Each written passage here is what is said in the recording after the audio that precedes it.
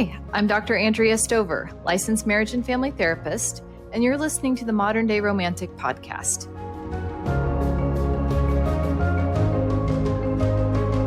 Hi, everyone, and welcome to today's episode. Before I dive in, if you wouldn't mind subscribing if you're not already subscribed, liking, and leaving a comment letting us know what you think of this episode, I'd greatly appreciate your support. This is the way the podcast grows, so anything you can do to help that, I would really, really appreciate. All right, today I am so excited to be joined by Jodi Carlton, a neurodiverse relationship expert. Honestly, I've been listening to Jodi's podcasts for a few years now. She really fills in the gap in the therapy world. Not a lot of people talk about neurodivergence, neurodiversity, and especially what that looks like in relationships. So I'm really excited for you to listen to this episode and maybe learn a thing or two. Maybe you don't know what neurodiversity is. Maybe you are in a neurodivergent relationship yourself, but I think there's something in this episode for everyone. So be sure to tune in and let us know what you think. Well, hi, Jodi. Welcome to the podcast. I'm so excited to have you. Let's maybe just start off for anyone who's listening who doesn't know what is neurodivergence? Like, what does that mean? Well, first of all, thank you so much for having me, Andrea. So neurodivergence, it's interesting. There's so much terminology floating around, and it can be really confusing, and it's evolved and changed over the last 10, 15 years so much that it can be really confusing. But neurodivergence, basically, neurodiversity implies that we're all different in terms of the way we're neurologically hardwired to think, how we formulate thoughts. Most people are familiar with the concept of right brain, left brain, and I think science has kind of refuted that now, but most people understand what that is, or even personality types, how we have different personality types. And so the same is true for how we actually go about formulating our thoughts and what kind of pathways we take, how we're more influenced. Is it more through logical type linear problem solving, or is it more of a gut type intuition that guides us? And really, we all do a little bit of both. But neurodiversity or neurodivergence really highlights how we can be very different from one another and how we do think and how we experience emotion, even how we recognize emotion in our body. So, for example, feelings, we use the word feelings and emotion interchangeably. And that's because we have physiological sensations in our body that are paired with certain types of emotions. But some people don't really experience those physiological feelings as much as others. And so they don't associate emotion with sensation. And it's more of a logical type. When they feel something there, it's more, I ask my autistic folks all the time, when you have a feeling, where do you experience it in your body? And they almost always say in their head. Not all autistics. Some people are extremely feel emotions extremely. But so neurodiversity, the long answer to that question is it's about how we're really different, and it's a neurologically hardwired thing that's influenced by genetics.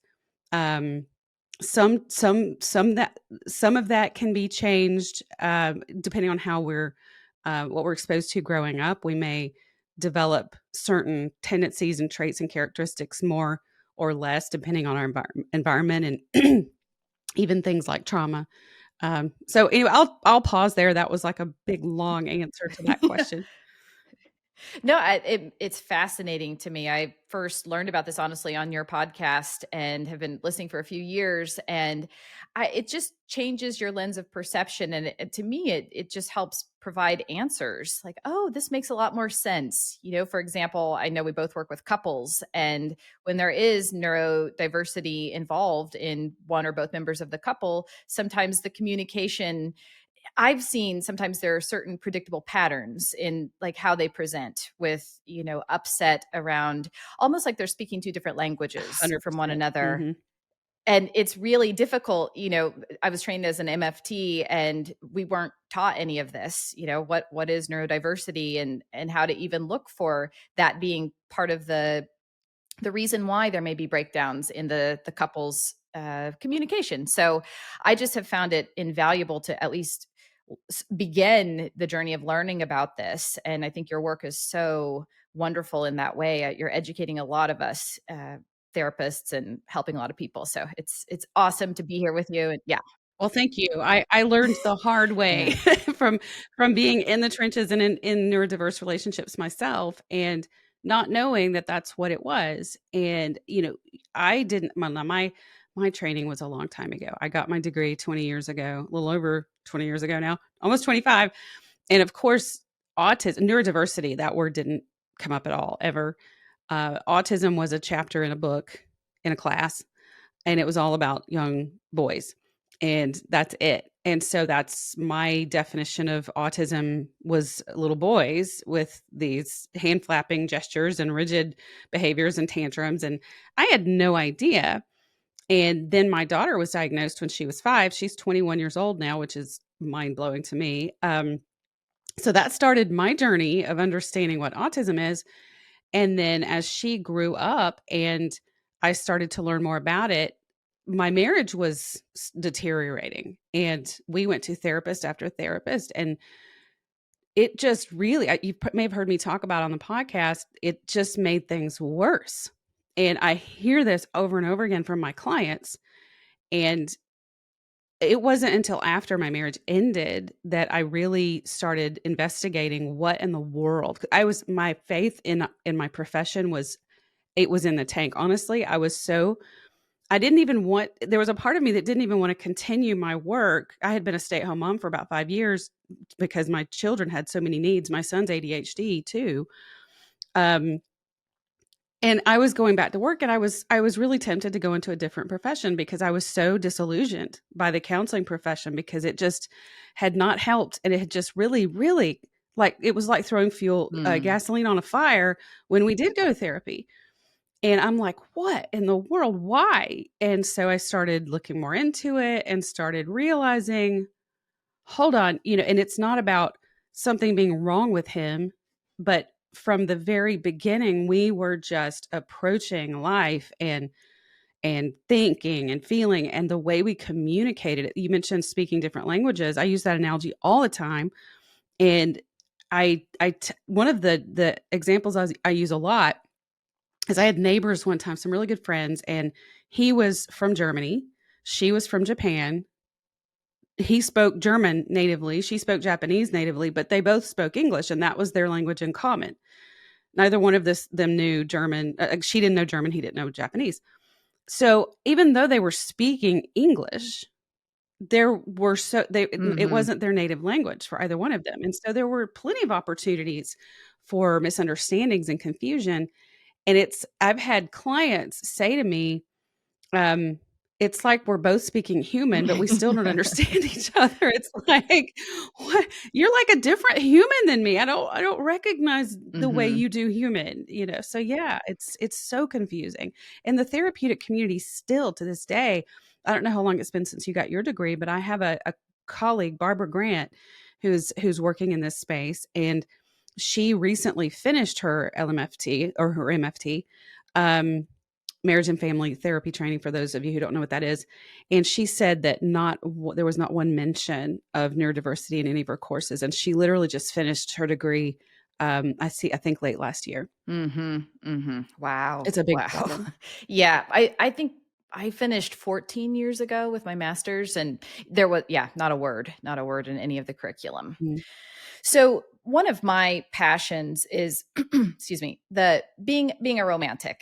So those I identify and define that as someone who's, really believes in this one true love, or looking for a really special relationship with someone. And what I'm curious about, what I thought we could have a really interesting conversation about, is when it comes to neurodiversity and romantic relationships. And I know we can't say, hey, one size fits all. This is the approach, or this is the desire behind partnership for anyone who's neurodiverse or neurotypical. But I was just curious what you've seen, or what you might say around neurodiversity and even the desire for love, partnership. Is there any, pattern or kind of theme that you see as far as, I want a relationship for these reasons, or kind of where that is situated? Oh, yeah. So do you mean, I want to make sure I'm clear on your question. So are you asking about individuals who are neurodivergent, which to me when someone, let's go back to those definitions. For me, neurodivergent means that there's a divergence from the norms.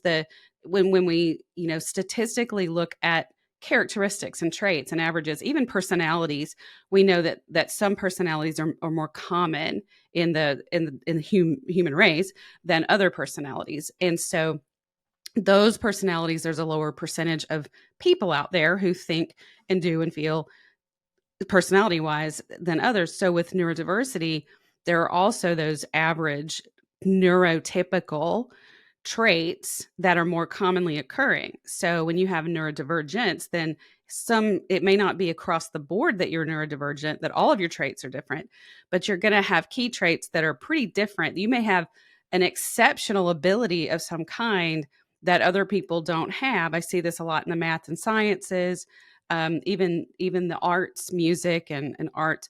But then you may also be struggling with a trait like executive functioning, like short-term memory, time management, emotional regulation, but regulating your emotions even.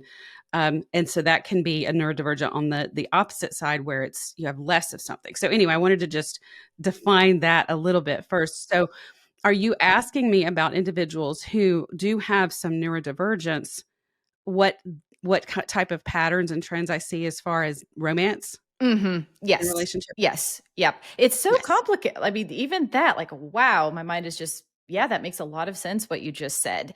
Even these terms, like, it's difficult to use them accurately and make sure that everyone knows this is what this means, not that. Yeah. So, yeah, I appreciate that clarification.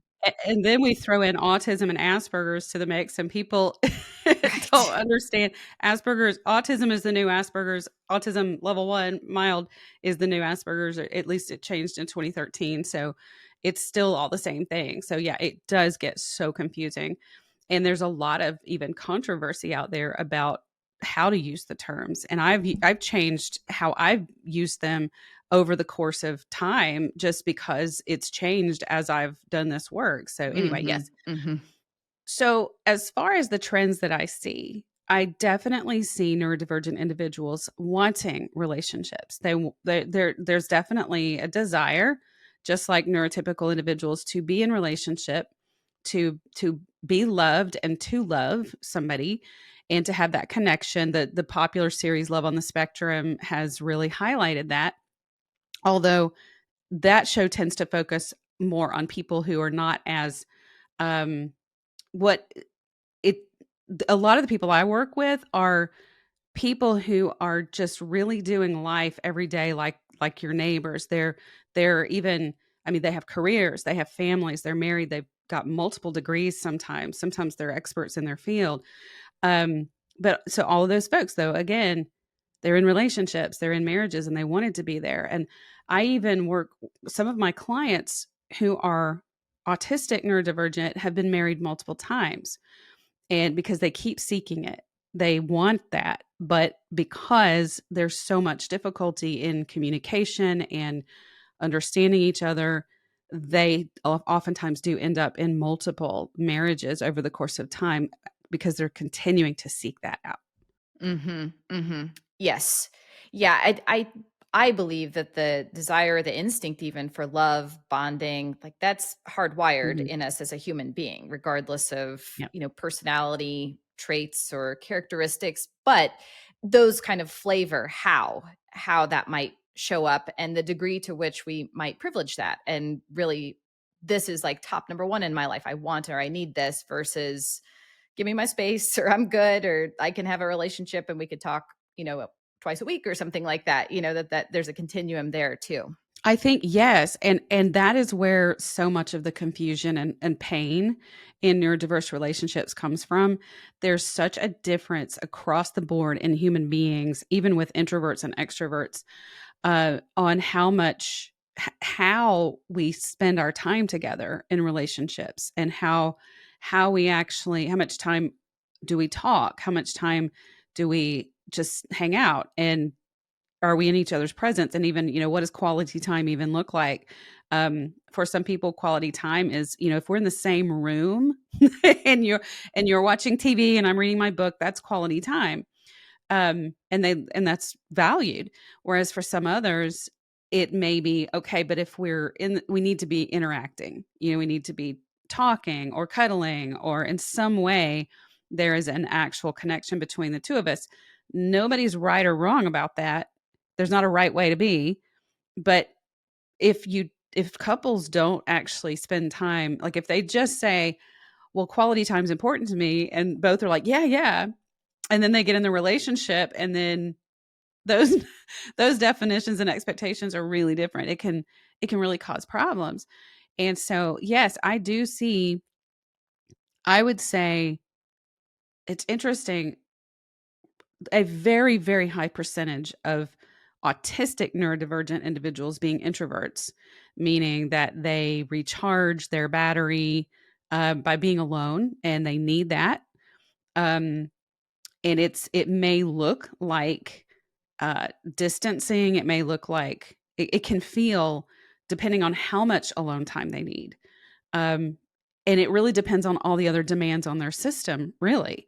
So if work is very demanding, I mean, if you think about, I use our cell phones as analogies all the time. And if you think about all the applications that we have on our cell phone, the more applications that are running, the faster our battery drains.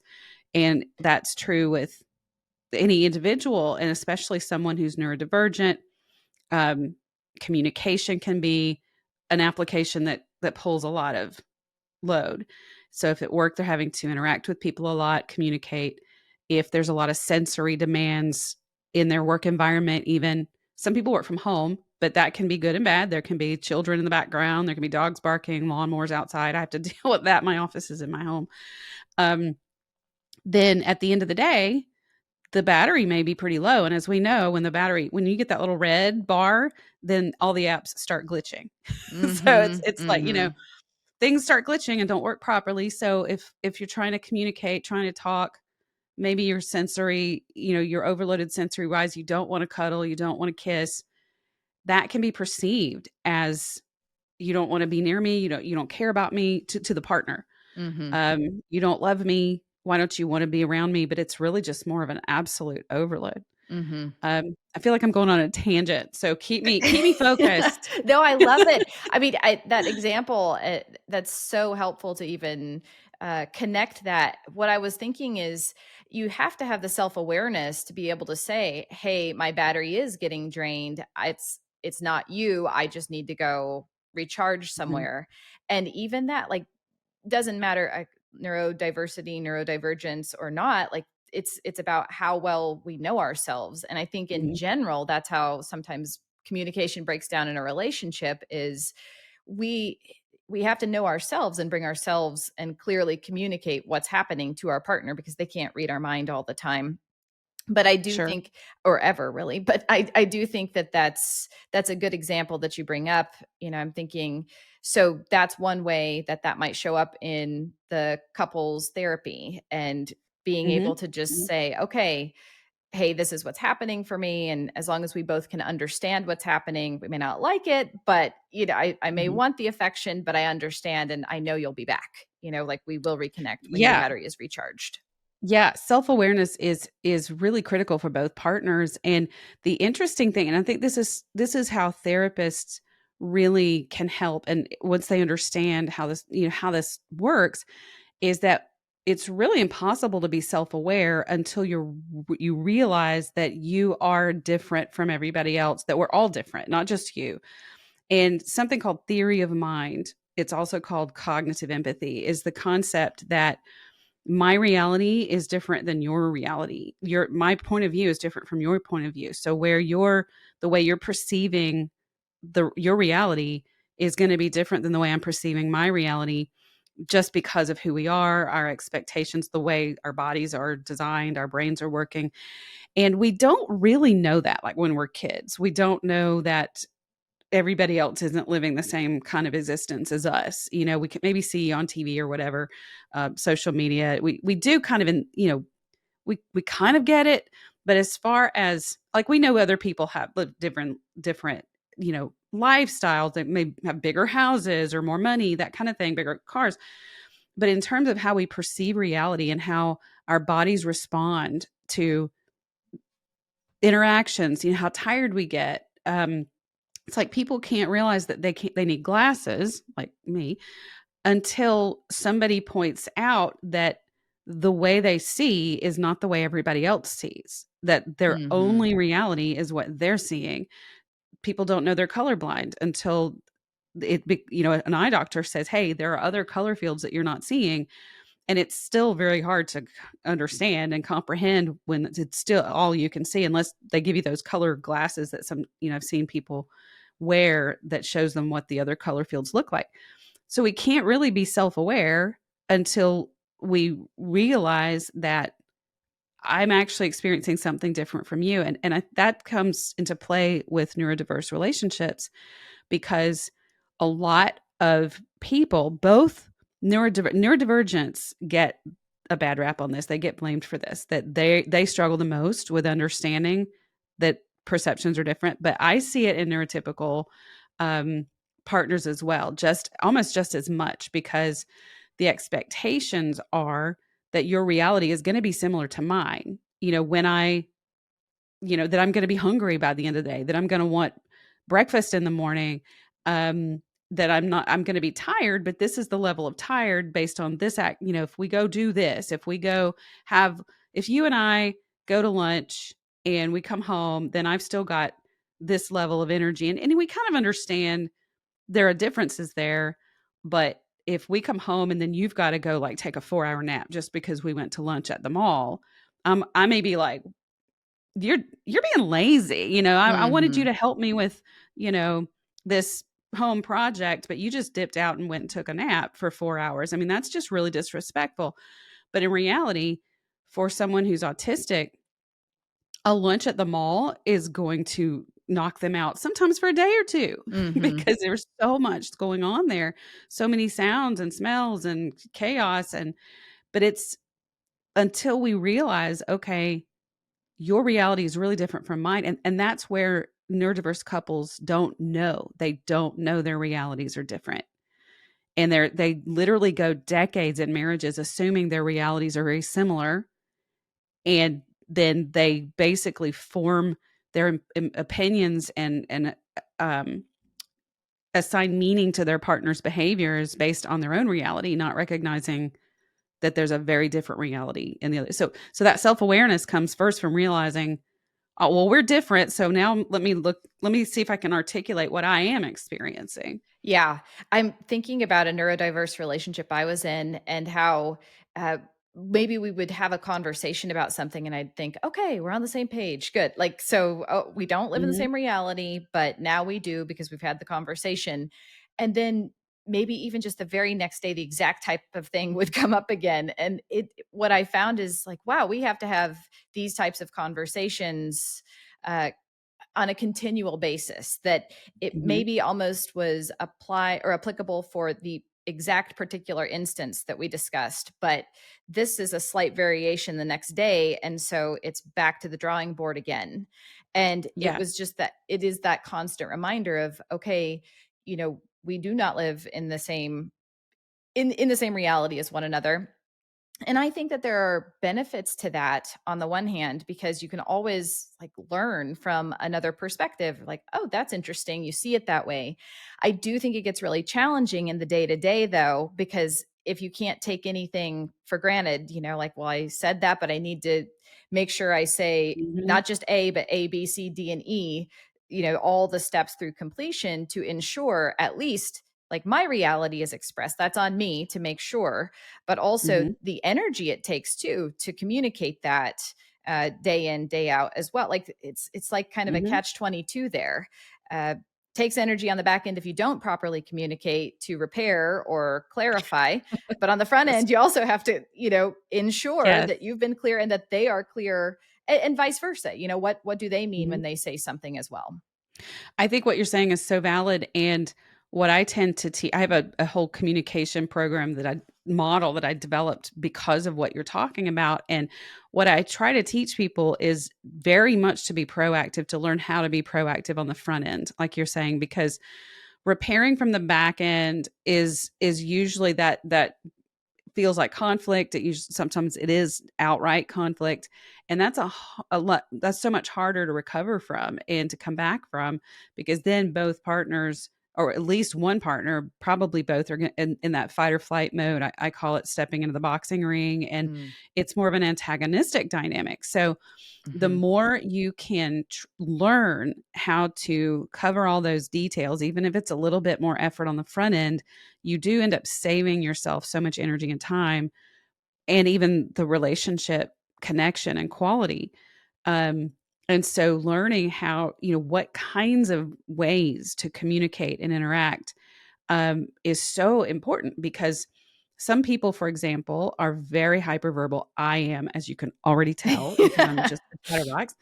Um, and but whereas others, the words just start to flood and Mhm. it flood them. Yeah. And so my ex-husband actually, but we didn't know we were neurodivergent, but I would send him these long emails, even if it was something about um like if we were selling a house or buying a house, and I needed to communicate with him about that.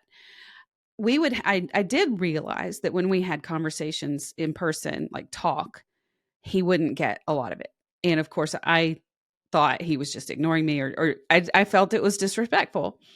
So I did finally figure out, okay, he's just distracted, not processing all this. So I started sending him emails, and he agreed that was helpful. But then I would put together this like masterpiece of an email, and he would be like, "I didn't read that." And then I felt Mm. disrespected.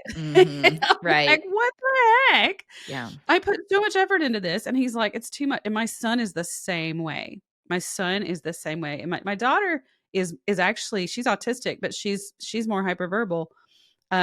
Whereas my son's ADHD, and he if I know that even when I send him a text, it's gotta be you gotta be able to read the whole thing on one screen. Like, if you have to scroll at all, he'll read the first 4 sentences, and he's very open about it. He's like, "I'm not reading that." Um, and it's not disrespectful, it's that his brain gets lost. Mhm. It'll literally get lost. And so he's just like, "I can't do that." So my ex-husband taught me to use bullet points. He's like, "Look, I am interested in what you're saying, but break it down into bullet points." And so I teach my clients, so I still use that with him. I mean, we were still co-parenting, and we've got a much better relationship now, because I've learned a lot about this, and he's not as, we don't really discuss neurodiversity, but I know it, and that's really just me knowing it has made a huge difference. But so I use that type of communication with him, with my son, with my daughter. I can get a little bit more wordy because she'll process it better. But you have to know these things about Mhm. each other and how to approach, and what kind of approach is going to be received. I think I have a video coming out, it may have just come out on YouTube, or it's coming out this week, about using images instead of words. So Mm. even sometimes, like if you need your autistic partner to get milk on the way home, send them a picture of milk in Mhm. a shopping cart and say, "Hey, can you do this on the way home?" That image locks in Mhm. so much better than, "Hey, I'm cooking chicken cacciatore for dinner, and we're out of milk, and could you stop by and get a gallon of milk? Make sure it's 2%." It's blah, blah, blah, blah. It's That just makes a like, lot of sense. Yeah. it's a Yeah. lot of words. I Yeah. think two things came up. One is I can imagine a neurotypical partner, if that's the correct way of saying that, would say, well, oh my gosh, I feel like I'm your parent, like that there's a lot of, I've seen this a lot actually in the couples I've worked with, where it feels like that parent child dynamic. And why do Mhm. I have to change? The second thing is, why do I have to change the way I am? Why can't you also adapt to me on the other side of it? And I'm sure there are adaptations on both sides, but I've seen that kind of lead to resentment and anger and Mhm. kind of erode the connection through time. And Mhm. so I always go back to love. You are with hopefully the partner that you're with because you love them. And when we love someone, I mean, it's also loving ourselves too. So I think there's that piece in any relationship. It's like, Mhm. if you have to carve yourself so small and put yourself in a little to where you can't even recognize you, then you're not loving you, even though you're doing something to love your partner. On the other hand, if you're not willing to bend a little or maybe adapt in some ways, because no, I want to be me, then where's the love for the partner in that too? So it's a tricky dance Yes. there. That what you just mentioned, I just talked about that at length on my new podcast season's coming out right now with Mona Kay. She's my co-host. And we talked about that exact thing. And there are so many things, so much to unpack there. So number one, I ask partners if I'm not working with them as a couple, or if I am, I say, do you fundamentally believe that your partner loves you? And do you actually believe, and do you really believe your partner loves you and does not wish you harm? And sometimes people don't believe that, and there it has to be investigated. Is this a toxic, abusive type of Mm. dynamic where we have a personality disorder as well, or something Hmm. where there's not really a goal of love and there? So that's another layer, but it's got to be addressed. But if they both, or if one of them is it's only one working with me, if they fundamentally believe their partner loves them and doesn't wish them harm, that they are, their well-being is important, then like you said, you start there first in the knowing. You know that your partner is not intending to harm you. So then you have to look at, okay, what's happening here? And when we recognize, when a partner recognizes that they're doing most of the giving, they feel parented, like they feel like they're parenting, then there's typically a codependent relationship. Mm. And so with a codependent relationship, there's a giver and a receiver. And this is 100% a pattern in neurodiverse relationships every time. I don't know if I've ever worked with a couple that's neurodiverse there's not codependency there. And because these partners find each other. Hmm. they, they find each other for a reason, and it's because one, autistic especially, and even ADHD, it's interesting. I see autistic individuals paired with ADHD partners a lot. Mm. So they're both neurodiverse in because ADHD is a form of neurodivergence, but in a different kind of way. And so usually an autistic partner, there's something that a client actually used this term, and I totally told him, I said, I'm going to steal that. Um, Autistic individuals will outsource to their partner. They'll outsource their executive functioning, which means, if you will think about it for me, then that's less work for my brain to have to do, and I'm happy for you to think about something for me and even help me regulate my emotions. Like if I'm upset, I'm happy for you to help talk me off the ledge. If I'm looking in the refrigerator and can't find the ketchup, I'm happy to ask you where the ketchup is, even though you're in the other room. And so that person, and I say this to my daughter all the time, and she openly acknowledges that she outsources sometimes, especially when she's really upset and stressed out about something. She'll just send this barrage, or she'll call me. She's in college. She'll call me or send me this barrage of text, distressed text, and she's looking for me to talk her down. And as she's gotten, grown into adulthood, I've had to learn how to give that back to her and say, okay, this is yours. It's not about not being supportive Hmm. or not caring about her, but she wants me to be emotionally responsible for her at Yeah. that moment. And and the way we really kind of learned that she could do it herself was when she went to college and I wasn't available. She couldn't just and I mean, if I was on calls, she couldn't just interrupt me anyway. I'd get this message with this, really upset message, and then I'd get it 4 hours later, and I'd text her, and she's like, "Oh, yeah, I covered, I got Yeah. that." Yeah. Um, so in a codependent relationship, though, you also have the giver, and that person, I talk about myself as being codependent all the time. I think of it as a codependent recovery because Hmm. I'm healed from a lot of it and worked on it. But I saw myself in relationships as being this, my job, my role was to help support my partner, was to make sure they're okay. That came from having a narcissistic father for me, and Hmm. that's usually where codependency is born, is in childhood when our needs are not being met. We have to meet somebody else's needs. I really thought that being low maintenance was a great quality. Like Mm. I would have described myself as, I'm very low maintenance. I'm a very low maintenance partner. which ultimately means I'm willing to be a doormat and I'm willing to make sure my partner is taken care of at my expense every time. That results in that parental dynamic Mhm. because the codependent giver steps in very willingly in the beginning, and they love this. They feel needed. They feel like, "Oh, I can help you. I can take care of you. I can support you."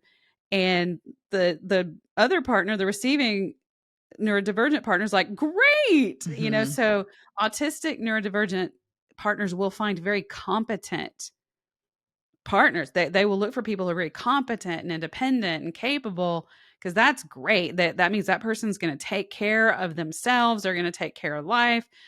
It's not selfish. It's just that neurodivergent people know that they cannot take on someone else's stuff, someone else's burden. They don't have the bandwidth for it. Yeah. So they know they can't. So they look for people who are very willing to take on all that load. If there's no boundaries there, if that codependent giver doesn't know how to set boundaries and make themselves a priority as well, Mhm. then it becomes very imbalanced over time. There's major resentment. Um, that giver partner feels very unloved, very, very uncared for, feels like a parent. And after years and years and years, it really is. It's like ingrained, like these dynamics and ways of doing the relationship are ingrained, and it's hard to. It's hard. It's doable, but Mhm. it's hard to come back from that. Yeah, it makes a lot of sense what you just said. And I think it unites the couple too, then that they're both working on, let's say, like that's a reframe there. We're both working on codependence and maybe Yes. the reasons behind why we've fallen into this pattern to begin with one another. Mhm. It also brings to mind, I don't know if you study this much or run into this, or if this is a part of neurodiversity. I would think it would be. A lot of people talk about being an empath or having really thin boundaries and not being able to tell whose is what, and also kind of being Mhm. drained when you go into social situations or picking up too much sensory Mhm. information. What would you have to say about that? Yeah, yeah. So some people call that also being a highly sensitive person, an Mhm. empath. It's a trauma response. I'm very familiar with it, and it's a trauma response that comes. People who are highly sensitive empaths are almost always codependent givers, and it's because the way I describe it is when you're a child, if you're in a family situation, family environment where you have to, even if you do have one parent or even a grandparent or somebody who is a good caregiver who provides nurturing and care for you, if you have one parent or a caregiver who is toxic, that basically sucks up all the energy, and that person everybody has to revolve around making sure that person is okay, making sure that person's not upset, that you don't do something to make them angry, or if they're sad or depressed or anger or whatever. As a child, you learn that your safety is based on that person's mood, how you behave around them. And so you develop this, it's a developmental coping skill that emerges, that heightens your awareness to potential to someone else's mood Mhm. and to someone else's energy. And so, like, here in the southeast, you used to live in the southeast, Mhm. we have tornadoes. Mhm. And so we have those Doppler radar, and the it's always looking out at storms to see if there's rotation in the clouds. It's a super sensitive scanning system, and those of us who live here we really pay attention to the sirens and to the alarms when they say, now there's rotation in the clouds and it's coming straight toward your house. We take that seriously and we go get in the basement or whatever, because we've been burned before. We've had, neighbors who lost their homes. We've had friends who've been, it's been bad. So our bodies, our brains develop this heightened hyper vigilant alarm system to read energy. And so to read energy, to read bi- barely perceptible body language, behavioral movements, just to recognize what is happening for someone else. And so it can be hard sometimes to recognize the difference between what are my feelings and what are your feelings? Where does that line blur? Because when you're in my space, I'm so aware of you. Mm-hmm. And then if you're upset, then my anxiety level goes up too. My alarm system, my fight or flight mechanism goes off. But is it really you being upset or is it me being upset? And it's important to learn how to say, okay, that's yours. Mm-hmm. That's not mine, and to step away from it. Because when we experience someone else's distress, then our natural response is to try to reduce our stress, our distress, which means we have to reduce their distress. And so then we start to insert ourselves into their distress to try to help them cope versus saying, okay, you know what, that's yours. Yeah. I'm going to step away from that. Yeah, it's the call to action. Like, let me do this so that we're Mhm. both okay. And that Yep. state of fusion. And that's really the work, is to differentiate and what's yours, what's mine, what's ours, Yep. what's both of That's ours. exactly right. Yeah. Yep. So the final thing I really wanted to make sure that we covered, again, kind of with the modern day romantic idea, is fantasy and the Mhm. role that fantasy plays for any of us when it comes to anything that we desire or think we want in our lives, but especially when it comes to relationships. Romantics especially have like a heightened way of living in fantasy land, or at least seeing the potential, the beauty, the possibility there. Mhm. And I was curious, what that might, just what you might have to say to that, I guess, if we're looking at neurodiverse relationships as well, and maybe sometimes where the fantasy would break down. I had one idea where it might actually feel like it comes true too. Like if a neurodiverse couple, like if one person's neurodivergent, I think I've heard you say this on one of your podcasts, is they may be very devoted and committed to the partner, because Mhm. the idea of even changing that would be outrageously difficult to consider. And so there can be a singular focus on the partner Yes. and a feeling of deep commitment. So I was like, well, that could be one way I think that could show up in a relationship and feel Mhm. really positive. Like, wow, I have someone who's all eyes on me, kind of thing, and really committed to being with me. But I could also say I could see it breaking down too, like, oh, I thought we would read each other's minds, or I thought it would be easier than this, and it's not. But what might you have to say about fantasy? Yeah. So, okay. Yeah. Well, first, I'll just reflect on what you just said, that autistic neurodivergents in particular tend to be very loyal and very committed and rarely leave relationships. Um, I mean, they can and they do, but it's much more rare. However, the neurotypical partner oftentimes recognizes the commitment. They'll say to me, "Oh, she'll never leave me, or he'll never leave." But then there's this huge disconnect of the quality, the connection, and the relationship. And that does begin with the fantasy in the beginning, which really fantasy is about our expectations, our hopes, our beliefs, what we want, what we're hoping for, in a relationship. And the other thing to really look at is where does that come from? Hmm. Where do those expectations and hopes come from?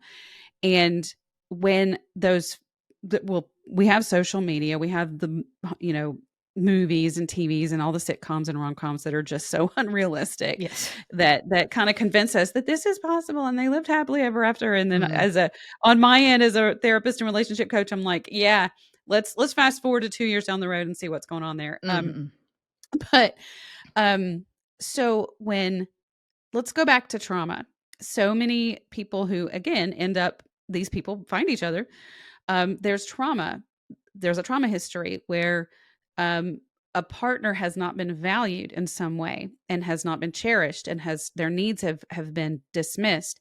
And so in order to heal that part of themselves, they look for a partner who's going to basically be that for them and to cherish them, to value them, um to put them make them a priority, because Hmm. as a child we're supposed to be a priority as to our parents.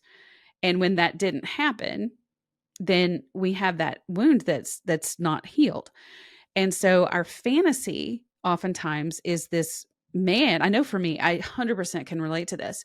For me, this man who, you know, the slightest, if I tear up, oh, what can I do for you, and it's, I wanted that person to. I remember saying to my ex-husband, one of the biggest themes in our marriage was, two things I would say. Yeah, I feel like you don't make me a priority and you don't cherish me.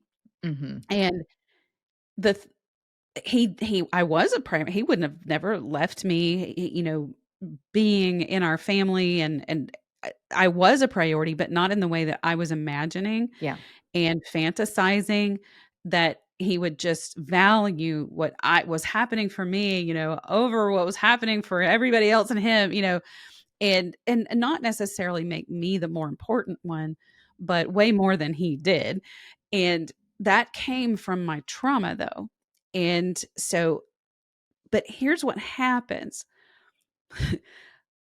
Autistic men in particular learn scripts because they don't inherently know how. There's not just this inherent social learning about how to date and how to interact on a date and how to flirt, and so the way it will, just even any kind of communication, even just in friendship or casual conversation, there's not this vicarious learning, which means we just kind of learn by being, Mm-hmm. our brains just kind of soak up learning. So what autistic individuals do is they study these interactions, and they don't even realize they're different from other people. They can see that other people maybe seem to understand this better than them, but to them maybe the other people are studying it too. So they'll watch movies, they'll read books, they'll watch other people. Well, and if you watch the movies, the way to date and the way to flirt and be romantic are these grand gestures and flowers and cards and all these things that are very romantic, which my ex-husband did all of that. I mean, he picked wildflowers and left them on my windshield. He wrote me these letters that even for a nonverbal person, he would, or they would be cards, with this really heartfelt message. And I thought I just hit gold. I'm like, wow, this is amazing. I was getting cherished and valued and he was the Valentine's, the flowers, the chocolates, the everything. And he'd plan these special trips for us. And he told me I was his muse, and I mean, just all this stuff. And then, so I'm like, wow. And I'm just ignoring all the other red flags, like not about him necessarily, but about our relationship and Mm-hmm. all the other ways that we weren't communicating well and all these things that weren't working because, oh my gosh, this guy was so romantic and just so loving. And then we get married. And within a few months, he shifted to a marriage script, which Oh. I didn't know was going on. And he didn't really know was going on either. But his marriage script was based on his parents, who were very old school, traditional. Dad worked, mom stayed home, mom had dinner ready when dad got home, mom did all the housework, did all the cleaning, did all the cooking, all the grocery shopping. And all of a sudden here we are, because I'm about to start a master's degree and I'm career focused. And I remember one day he said to me when he came home from work, he was like, could you have dinner on the table at 4:45? And I'm like, excuse me? Like, what? And it just felt so disrespectful. And so many of my neurotypical partners say they feel like there's been a bait and switch. Mm-hmm. And Mm-hmm. it does feel that way. But it's not intentional. It's not an intentional, oh, I hooked you. I did this just to hook you. And now I've got you and I'm not putting any effort in anymore. It's a different script that's being run. And if neither one of you knows what's going on, it's very upsetting for Yeah, both. right. It makes me think too, because I did an episode on 6 reasons why romantic grand gestures can flop, and Mhm. so I addressed some of what you said on that episode. But one of the things I also said is I didn't use the word script so much, but it really fits. Is maybe someone saw, hey, I got this reaction one time from the person, so I just kind of keep up with the same script over and over Mhm. too, Mhm. and in time, I mean, just even our brains just aren't going to respond the same way because we kind of already know, or it just doesn't. hit the heart in the same way. It doesn't feel authentic. That's right. Yeah. Yeah. And I think there's times in neurodiverse couples and relationships where it's like, even if you were to say, hey, do this, this, this, the person still on the receiving end feels like, that's not what I'm looking for. They may even tell them this is what I want. And the person does it. And it's like, nope, that's not because there's something about that inauthenticity, or I don't know if this is the correct word to use, but like even like the masking a little bit maybe, or like acting as if, and it just doesn't Yes. fully Yes. connect. So masking is something that comes up a lot in the neurodiverse when you're reading about neurodiversity. But the thing is, I've done some videos on that too. We all mask, like everybody masks. We put on a different mask when we're in professional mode, when we're in friend mode, when we're in parent your child mode. And every situation requires a different mask. I mean, I know I definitely would not speak to you the way I might talk to my daughter or my son. It's different. But neurotypicals are actually much more competent in how they mask, and it's just very fluid. And Mm, whereas neurodivergence mask, and it's a lot clunkier, and so it's like more obvious, and so it feels more inauthentic. Like, okay, which version of a response do I need to do here, and kind of employ that script. So what I teach my clients is the effort you do. The effort does matter. A for effort, because the delivery may not be what you wanted, the way you wanted it to be, or the way you imagined it to be, which for neurotypical partners, usually there's an emotional motivator there that, I feel if you've hurt me, then I want you to feel it. I want you to feel regret and remorse and sadness, and come to you with, I'm so sorry I hurt you. I never want to hurt you. You're important to me. I value you. Whereas a neurodivergent partner, especially autistic, is going to be like, well, I didn't mean to hurt you. So since I wasn't intending to hurt you, I recognize what we want to do is get them to the point where they recognize that they did hurt them, because sometimes if they didn't mean to, then it's hard for them to recognize that a partner feels hurt. that makes So sense. I Yeah. didn't mean to. So why would you feel hurt? That wasn't my intention. So we want to get the autistic partner to a place where, like, okay, even though I didn't mean to, I can see that you are hurt.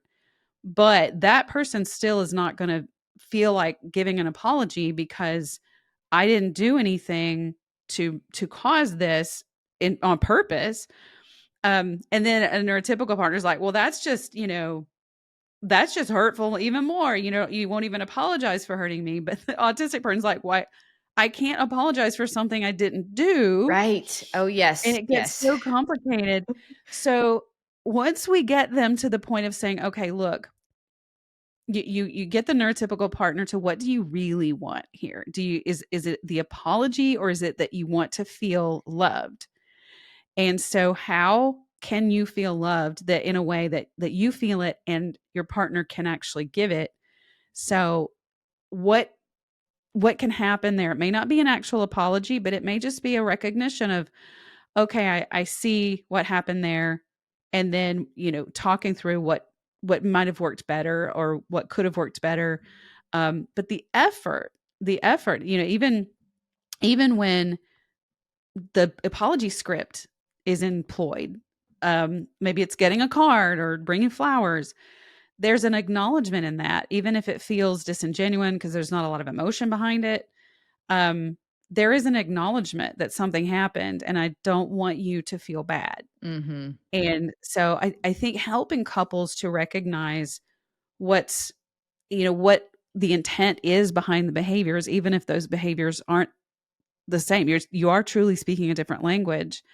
And so if your partner is loving you in his or her language, even if it's not yours, it's important to recognize that. Yep. You've got to learn that to be able to translate. Oh, I see. I get it now. Even though Mhm, it mhm. didn't directly land, I can at least get some loose translation of it.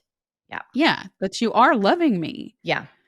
Just because you're not loving me in the way that I want you to love me doesn't mean you aren't loving me. And I tell people, you rob yourself of being loved Mm. if you have this mindset that the only way to be loved is if you love me the way I want to be loved. And then if you don't, then I'm basically telling myself this narrative that you don't love me. And now I'm sad and hurt and disappointed and traumatized, when in reality you are loving me, and I'm not allowing myself to see that because it's not the way I want to be loved. Right. Right.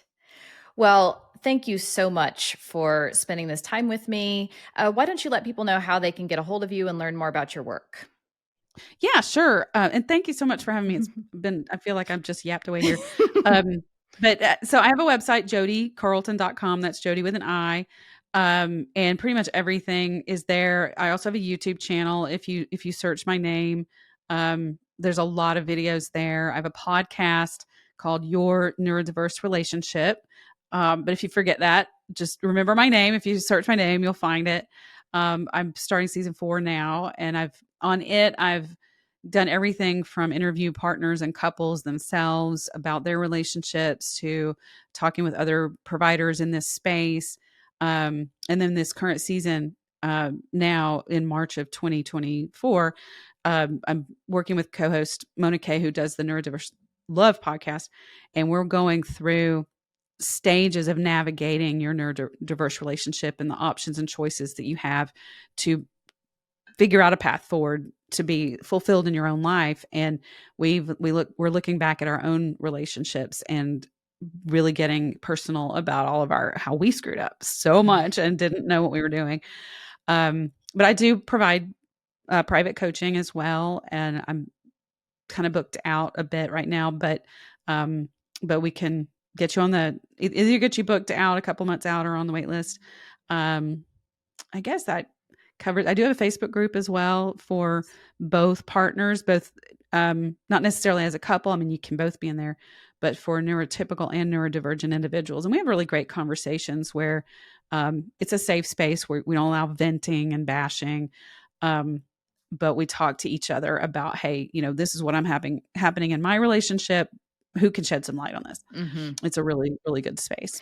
Well, I think it's so cool to know too. I mean, for all of us, but like particularly for you, all your life experience, the chapters that you've gone through, your lived experience, and how that shows up professionally, and like you've made it into a vocational calling, like purpose and meaning, like helping others. I think it's beautiful. I didn't want to. I've shared this before.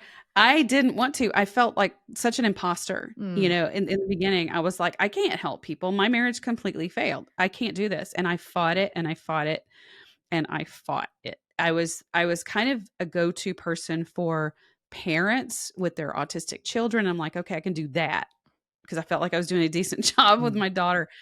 But people kept emailing me and saying, help, but please help. And I'm like, I don't feel like I should, because as therapists, we're trained to, make sure that we're not in some way diving into an area that we, have too much of our own personal stuff. But then these folks are saying to me, there's nobody out there. And I'm thinking that to myself, yeah, that's true, because I'm realizing my relationship was neurodiverse and nobody could help us. And so I started helping a few people, and I'm like, okay, actually, I think I can help these folks. And I remember somebody saying to me, well, Jodi, if not you, who? And I'm like, okay, here we go. Yeah. And I've learned so much along the way from all my clients and from so many people. I mean, I guess now in the last 4 or 5 years, I've talked to literally at least into the thousands of people, not necessarily clients, hundreds of clients, but through my YouTube channel comments and through my podcast comments and in Facebook. It's just, I've learned a lot from them too. So thank you so much though for being here. And I'm glad that we need more therapists on the ground like you, who are really starting to pay attention to this, because we're realizing that neurodiversity is so prevalent in our society. And so if, the therapeutic community remains unaware, it's just causing so much damage. And that's the last thing we want to do. Right. I agree. Well, I learned so much just even from our talk today. Looking forward to season 4 of your podcast. And thanks again. Thanks so much for joining me today. Thank you for having me. Thanks again to Jodi for stopping by and being a part of this episode. I hope you enjoyed learning a bit more about neurodiverse relationships. Maybe you've never heard of such a thing before, didn't know what the term meant. Maybe you're in one. Regardless, I think there's a lot of takeaways that Jodi shared and offered throughout this episode. So I hope you enjoyed, and I'll see you next episode.